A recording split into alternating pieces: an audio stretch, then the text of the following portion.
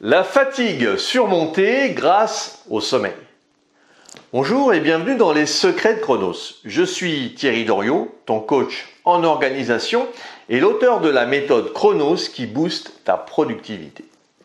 Aujourd'hui, nous allons aborder le sommeil, si réparateur pour recharger les batteries et tellement important pour passer une excellente journée.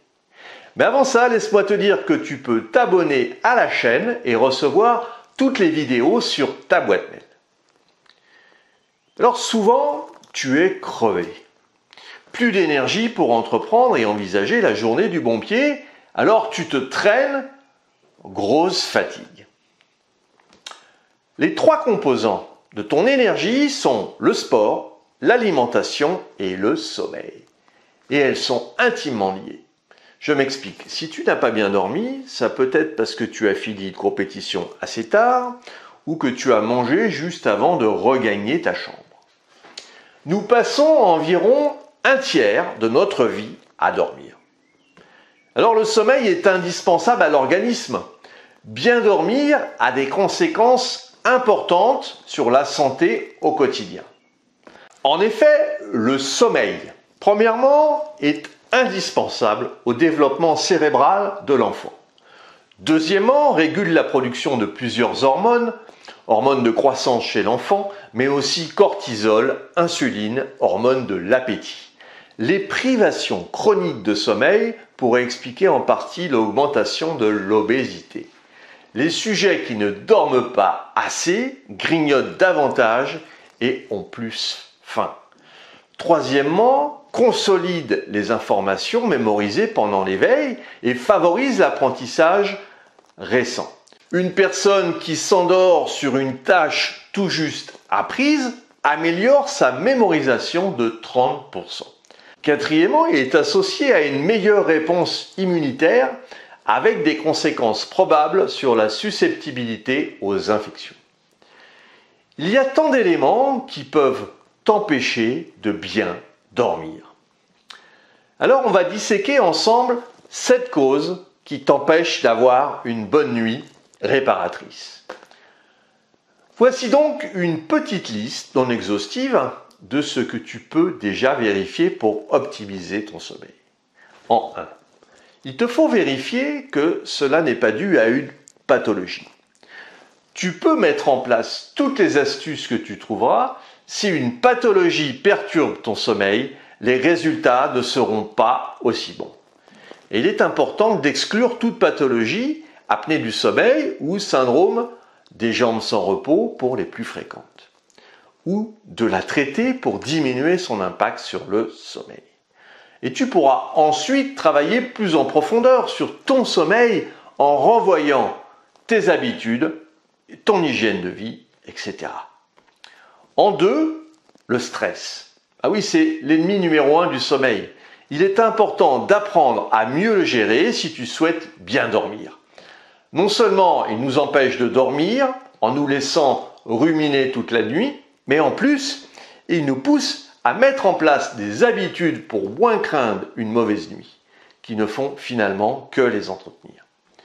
Trouve ce qui te fait du bien, ce qui te permet d'évacuer et de retrouver le calme. Le sport, les activités artistiques, la relaxation, etc., etc. Chacun son truc. En 3, les écrans. Ah oui, on ne cesse de le dire. Écran et sommeil ne font pas bon ménage. Pour bien dormir, il est important de les éteindre complètement. 1 heure avant de te coucher, tu éteins la télé, le téléphone, l'ordinateur. Parce que la lumière bleue envoie le mauvais message à ton cerveau, lui faisant croire qu'il fait jour et donc qu'il faut être actif. Et oui, le cerveau, contrairement à ce qu'on pourrait penser, n'analyse pas de façon consciente ce genre de situation. De plus, les écrans sont une activité d'éveil et tu travailles peut-être dessus. Tu communiques sur les réseaux sociaux, tu regardes des infos, pas toujours positives d'ailleurs, avant de dormir. Rien qui permet de passer une nuit paisible avec le cerveau au repos. En 4, l'environnement de la chambre.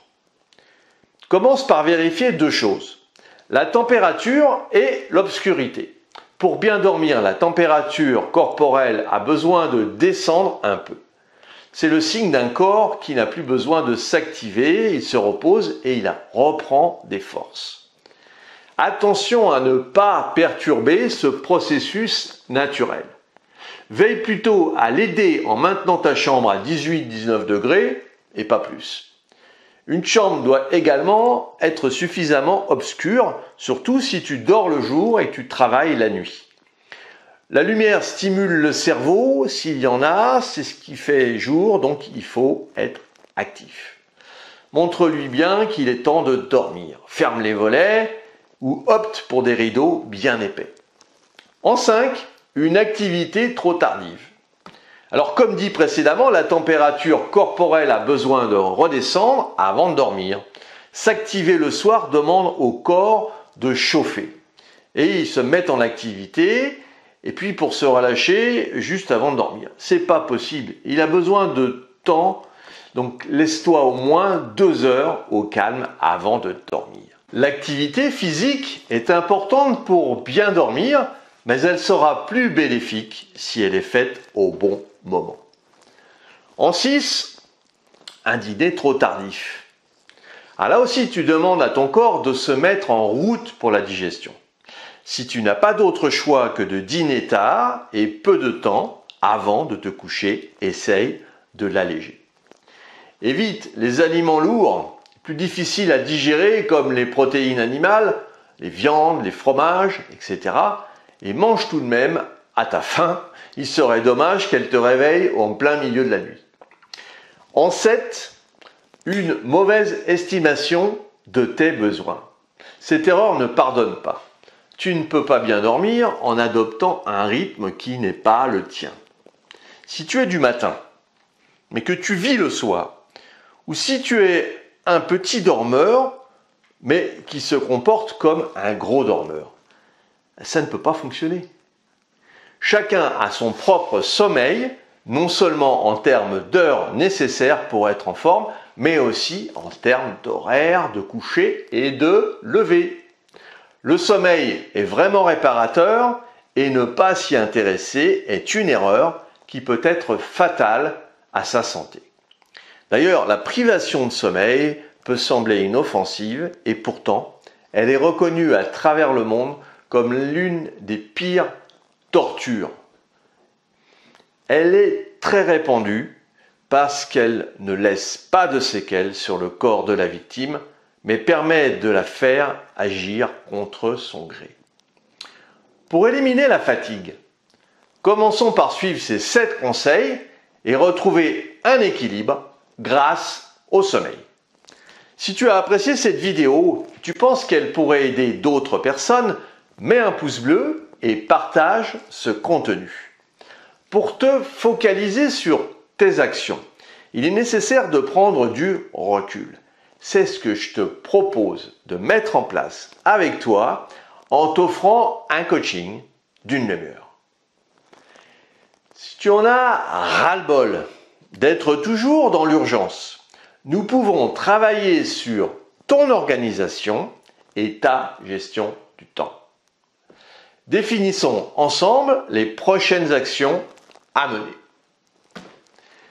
Si tu veux aller plus loin dans la gestion de ton temps, et puis pour te remercier d'avoir suivi cette vidéo, j'ai mis à ta disposition un challenge défi de 5 jours pour mieux gérer ton agenda. Alors, retrouve-moi sur le site internet www.lessecretsdechronos.com. À très vite.